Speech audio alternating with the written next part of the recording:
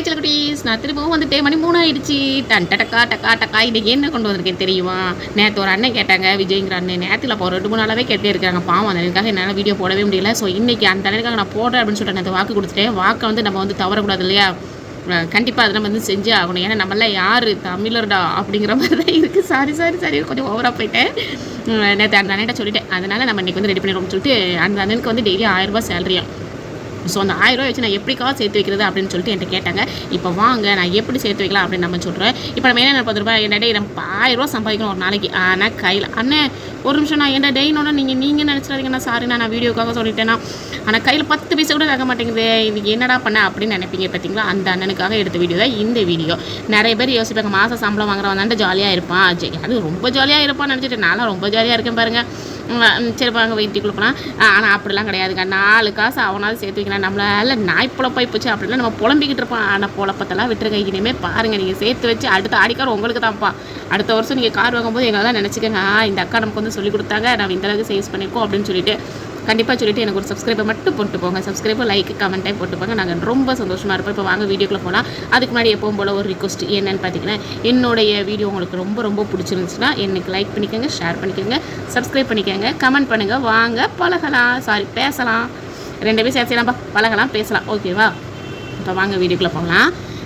இப்போ என்னென்னு சொல்லிட்டிங்கன்னா, ஃபஸ்ட்டு எடுத்த உடனே ஒரு பாட்டு தான் ஞாபகம் வந்துச்சு. சாரி, அதை தான் எழுதி வச்சுருக்கேன், எது தப்பாக அடிச்சுக்கிறதுக்கு. கண்ணில் வரும் காட்சி எல்லாம் கண் முன்னே இருக்கும், கண் மூடி திறக்கிறதுக்குள்ளே ஒன்றை கூட காணும், கையில் ஒன்றும் இல்லையே ஓ, மனசு திக்கு ஓ.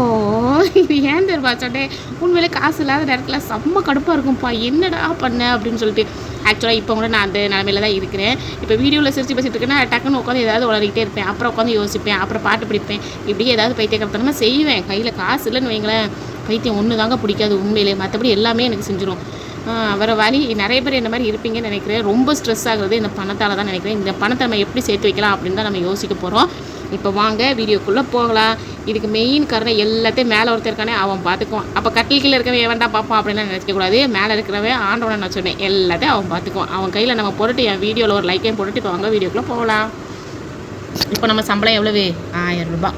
1000 ரூபாய் நம்ம என்ன செய்யணும்? அப்படியே செலவு பண்ணிட்டோம்னா அடுத்த மாதம் நின்று நாய் மொழி பேய் மொழி முழிக்கணும். அந்த மொழி முழிக்காமல் இருக்கணும்னா நம்ம என்ன பண்ணணும்? 1000 ரூபாயில் 600 ரூபா வந்து நம்மளோட சொந்த காசு. மற்ற காசு இந்த 400 ரூபா வந்து பக்கத்து வீட்டுக்காரங்க காசு அப்படின்னு நீங்கள் நினச்சிக்கணும். சரிங்களா? 600 யார்? உன் காசு. 400 யார்? பக்கத்து வீட்டுக்கார காசு. பக்கத்து வீட்டு காசு நம்ம எடுக்கலாமா? எடுக்கவே கூடாது. கம்பெடுத்து சாத்த வந்துடுவோம். அதனால் அவங்க காசு தூக்கி ஓரமாக வச்சுருங்க. இப்போ இந்த 600 ரூபாய்க்கு நான் ஒரு பட்ஜெட் போட்டு தரேன் வாங்க.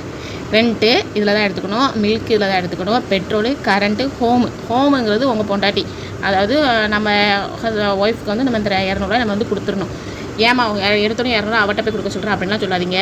நம்ம பொண்டாட்டி தாங்க நம்மளோட வீட்டோட கண்களே. அவங்க வந்து நீங்கள் பட்ஜெட் போட்டு பாருங்கள், அவங்கள மாதிரி யாராலையும் பட்ஜெட் போடவே முடியாது. நம்ம 1000 தான் போட்டாலும் சரி, லேடிஸ் வந்து எங்கே கம்மியாக இருக்கும், எங்கே வந்து இதெல்லாம் கரெக்டாக இருக்கும், நல்லாயிருக்கும், இதை செஞ்சால் என்ன பண்ணலாம், அதை செஞ்சால் என்ன செய்யலாங்கிறது எல்லாமே அவங்களுக்கு தான் தெரியும். ஏன்னா அவங்க ஒரு ஜீனியஸ் பாஸ். அவங்கள விட வேறு யாராலையுமே நமக்கு வந்து பட்ஜெட் போடவே முடியாது.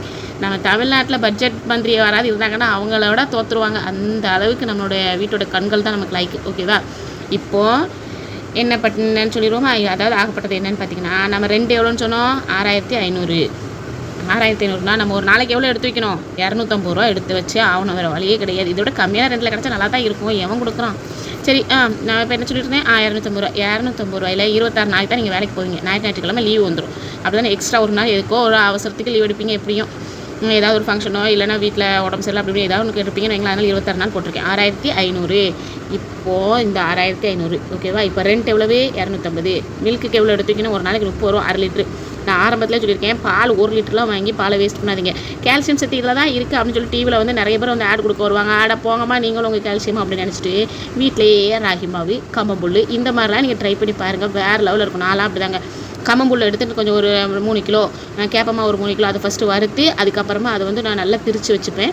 திரித்து வச்சுட்டு காலைல அதை வந்து கூழ் மாதிரி காய்ச்சி கொடுத்துருவேன். இப்படி கூழ் காய்ச்சி கொடுக்கறதுனால பாலை விட அதிகமான சத்து எதில் உள்ளது? நமது கம்பு மாவில். அப்படி நம்மளே ஒரு ஆடு கொடுக்கலாம். அப்படி வளரும் நம்மளுடைய கை காலெலாம் தெம்பு தடணுமா.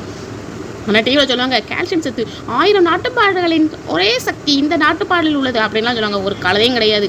நீங்கள் வந்து கம்மம்புல், கேப்பமாவு இதெல்லாம் வாங்கி வைங்க. இதில் உள்ளாத சக்திலாம் அதில் வரணும் வராது. ஓகேவா. அதனால் 1/2 லிட்டர் போதும். ஏன்னா இந்த 1/2 லிட்டர் பால் குடித்தா கொஞ்சம் தெம்பு வரும்னு சொல்லுவாங்க. அதனால் நெக்ஸ்ட் என்னது பெட்ரோல். ஐயோ இன்றைக்கி பெட்ரோல்லாம் எழுதி வச்சுருக்கேன். அந்த அண்ணன் கண்ணில் மாட்டிடக்கூடாது.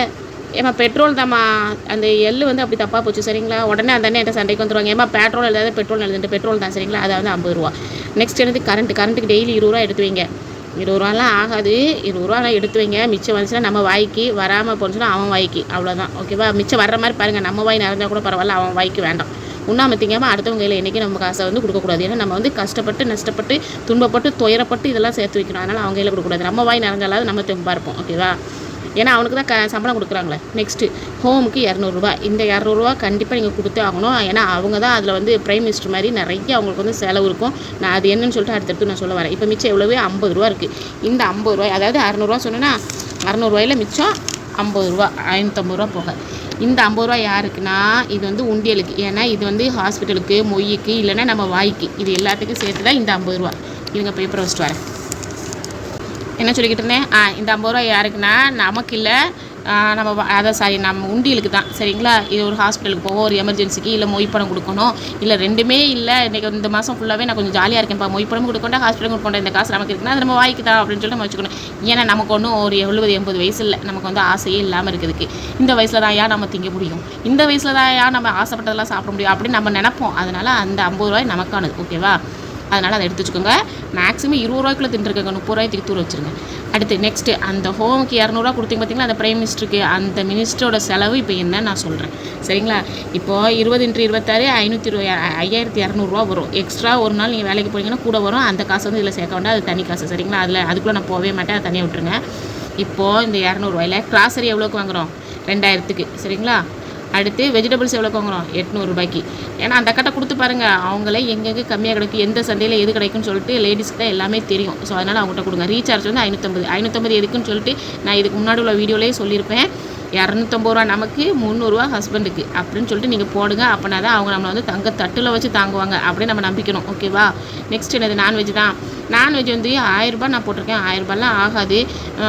சிக்கனு, காடை, போட்டி, மூளை இது எல்லாமே என்ன கொஞ்சம் கம்மி தானே. எடுத்தால் நாங்கள் மட்டன் தான் திம்போம் அப்படின்லாம் இருக்கக்கூடாது. நம்ம கொஞ்சம் பட்ஜெட்டுக்குள்ளே வாழன்னு நினச்சோன்னா நம்ம இப்படி தான் சாப்பிட்டாக்கணும். மூளைலாம் பாருங்கள், ஒரு சின்ன மூளை 150 ரூபா இல்லை 100 ரூபா அவ்வளோதான் வரும். ஸோ அதை வாங்குங்க. அது கூட 4 முட்டை எடுத்து போடுங்க. அன்றைக்கி முட்டை குழம்பா வைங்க, மூளை குழம்பா வைங்க, அவ்வளோதானே. நம்ம மூளை எனர்ஜியாக இருக்கும், முடிஞ்சு போச்சு.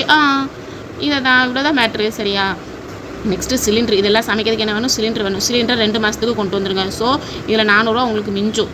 நான் 900 ரூபான்னு போட்டிருக்கேன், இதில் 450 ரூபா உங்களுக்கு மிஞ்சும் ஓகேவா. இந்த 450 ரூபாய்க்கு ஒதுக்கி வச்சுருங்க. ஒரு மாதத்துக்கு 450 ரூபா, 2 மாதத்துக்கு 900 ரூபா, ஒரு மாதத்துக்கு 450 ரூபா, 2 மாதத்துக்கு 900 ரூபா. பிப்ரவரி 30. ஏன்னா இது எல்லாரும் கேட்குறீங்க, நான் எல்லார்ட்டையும் சொல்கிறேன். ஏமா ஒரு மாதத்துக்கு 450, ஏமா ஒரு மாதத்துக்கு 450, ஏமா ஒரு மாதத்துக்கு 450. ஆனால் ஒருத்தருமே புரிஞ்சிக்க மாட்டேங்கிறீங்க. என்னுடைய வீடியோவை தெளிவாக பார்க்கவும். சம்டைம்ஸ் நம்ம வளர்கிற மாதிரி தெரியும், கொஞ்சம் நேரம் அதாவது ஸ்பீடாக வச்சு பார்க்காம லைட்டாக வச்சு பாருங்கள். நான் பேசுறது வளர்கிற மாதிரி தெரியாது, கொஞ்சம் தெளிவாக இருக்கும்னு நினைக்கிறேன். என் புருஷன் சொன்ன மாதிரியே சொல்லிடாதீங்க வளர்றேன் அப்படின்னு சொல்லிட்டு. இப்போது 5250 ரூபா ஓகேவா. இதில் இந்த வேலை முடிஞ்சிருச்சு. நெக்ஸ்ட்டு நம்மளோட சேவிங்ஸு. இப்போ டெய்லி ஒரு 400 ரூபா நம்ம காசு கிடையாது, பக்கத்து வீட்டுக்காரன் காசுன்னு சொன்னால் தெரியுமா. இந்த 400 ரூபாயில் நம்ம என்னெல்லாம் பண்ணணும். ஃபஸ்ட்டு கோல்டு சீட்டு 100 ரூபா டெய்லி தூக்கி தூர வச்சிடணும். அதை எக்காரண்ட கொண்டு எடுக்கக்கூடாது. ஏன்னா என்னது சொன்னேன், கோல்டு சீட்டு. என்னென்னா டெய்லி 100 ரூபா நீங்கள் எடுத்து வச்சிங்கன்னா மண்ணில் போடுறத விட பொண்ணில் போடுறது ரொம்ப நல்லதுங்க. நான்லாம் கல்யாணம் முடிஞ்ச புதுசில் இந்த பொண்ணில் போடணுங்கிற அறிவு, அக்கறை, மண்ணாங்கட்டி எதுவுமே இல்லாமல் கட்லி, பீரோலு, மெத்தை, ஃப்ரிட்ஜு, வாஷிங் மிஷின் வாங்குறதுலேயே குறியாக இருந்துட்டேன். மண்டையில் மூளை இல்லை, எனக்கு யாரும் சொல்லியும் தரல. அப்போம்னா ஒரு பவுன் 10,000 ரூபான்னு ஒரு அக்கா தாரேனாங்க. அந்த மூளைக்கட்டத்தனமாக நான் அன்றைக்கி வாங்காமல் விட்டுட்டேன். ஆனால் அதுக்கப்புறம் சேர்த்து வச்சு இப்போ அல்ஹம்துலில்லாஹ் ஒரு 30-35 கலைஞ்சிக்கிட்ட வச்சுருக்கேன்னு வைங்களேன். டெய்லி 100 ரூபா போட்டிங்கன்னா மாதம் 3000 ரூபா. மாதம் 3000 ரூபான்னா ஒரு வருஷத்துக்கு என்ன ஆச்சு, அதை எல்லாத்தையும் கணக்கு பண்ணுங்கள். ஒரு மாதம் வருஷம் நம்ம ஒரு நகையை எடுத்து நம்மளும் கோடீஸ்வரன் ஆகி தங்கத்துலேயே ஜொலிக்கலாம் ஓகேவா. கோல்டு சீட்டை பற்றி நான் நிறைய விஷயம் இருக்குது, நான் அதை கண்டிப்பாக அடுத்த வீடியோவில் சொல்கிறேன் சரிங்களா. நான் எப்படிலாம் அதில் வந்து முன்னேறேன் அப்படின்னு சொல்லிட்டு. நெக்ஸ்ட்டு உண்டியல். இந்த உண்டியல் சேமிப்பு நமக்காக தான். ஒரு 100 ரூபாய் எடுத்து உள்ளே போட்டுகிட்டே இருக்கு. ஒரு ஆத்திரம் அவசரம் அப்படின்னா நம்ம அடுத்தவங்க போய் கையேந்திக்கிட்டே நிற்கணும். அவனுக்கு ஒரு வேலை இல்லை நமக்கு ஒரு வேலை இல்லையா, நம்மகிட்ட இருடா உண்டியில் போடுறா உடையலைன்னு சொல்லிட்டு நம்ம அழகாக அந்த 100 ரூபாய் எடுத்துகிட்டோம். மாதம் 3000 ரூபா மிஞ்சும்.